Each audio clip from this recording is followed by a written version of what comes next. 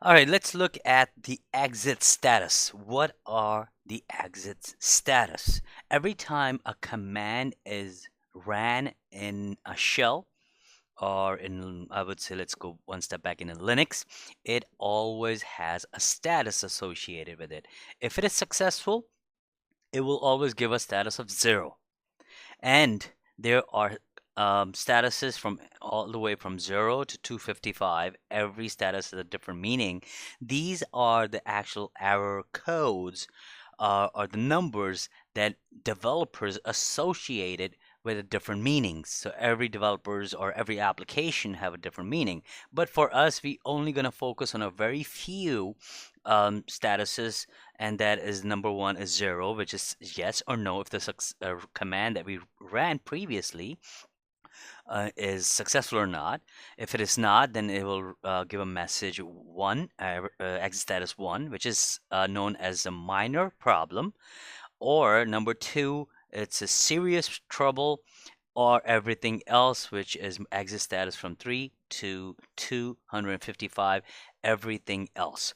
So why do we need actually exit status in our scripting? Good question.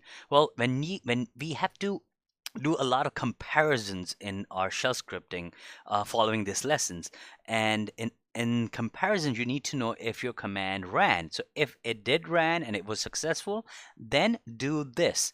Otherwise, don't do that. As we learned that there are statement scripts, if, else, while statements. Every one of those scripts or statements do need some kind of status before proceed to the next execution. So let me show you real quick by logging into my Linux machine. I am logged in as myself, and I am in my home directory. So now let's see if I run a command ls -l, and it ran successfully, right? It gave me everything that I was looking for. But if I wanted to know actually the status of my preceding command, I would do echo $, and then the question mark. This is telling the shell or the bash that what was the command that ran previously, and tell me whether that command was successful or not. If I get a 0 return, there you go. It means it did run, right? Because I wanted to get a listing of all my directory files and directories in this directory, and it did give me, and that's why I have 0.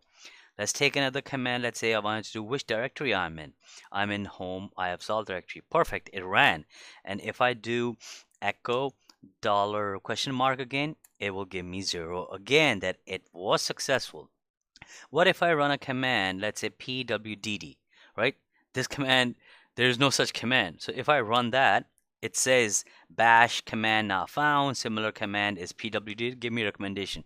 But anyway, the command was not successful. So now if I ask the shell whether the last command was successful or not, I will run the same command, echo dollar question mark, and it is giving me error code 127, which is different from 0. So as I said, anything from 0 to 255 is not is it is error codes, but anything above 0 is all error codes. Anything that is 0 is successful.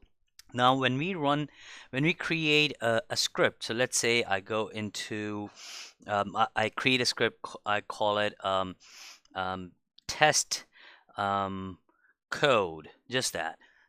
And I will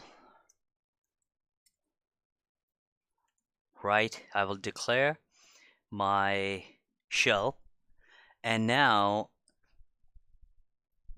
I will not define all those stuff that I know you already know, since this is a very small script. I'll just do echo hello, and then I will ask if the command was successful, and I will save it.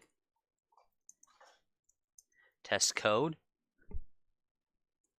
Now when I run that, you'll see I'm getting the hello, and with that I'm getting the 0. It means it was successful. Same thing if I wanted to do something else. Let's say if I go back to test code, and this time I will do, instead of echo, I'll just replace that with iki. So there's no such command as icky. So anyway, let's see what the error message comes up now. I'll run it again, and now it's giving me the same error message that it was not successful.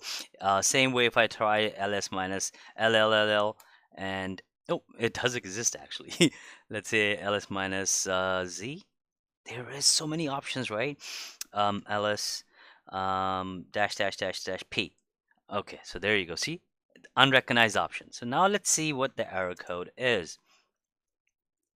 The error code is 2. See, it's different, and that is about error code that shows serious trouble. So this is about you have not defined the option successfully. Now let's run another script really quick. I'm gonna create that script. I'll call it vi um, exit code script, and I will define the shell. And this time I wanted to make sure I run ls minus l home iafzol slash check. This is the command I wanted to do. So what it's gonna do is gonna do ls minus l, and it's gonna only find out if home iafzol and there's a file name check exist. Okay, so now I have to define the statement if dollar question mark, which is the command that I ran, equal to 0, which means if the command ran successfully, then do what?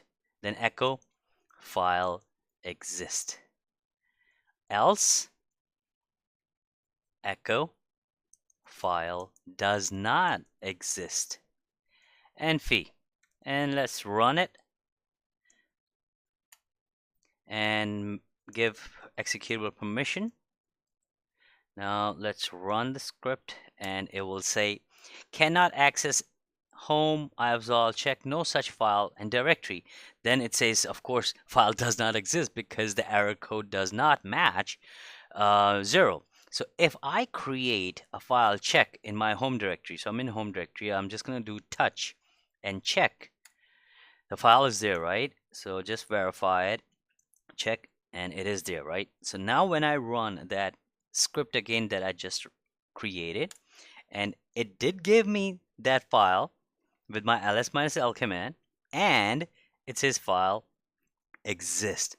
So that's why that's why the exit status importance is there. So this way you could actually associate each code with some kind of meaning. So developers like C++ or other developers like object-oriented based programmers or people who write operating systems, they are the one they heavily use these codes because these codes make a lot of difference.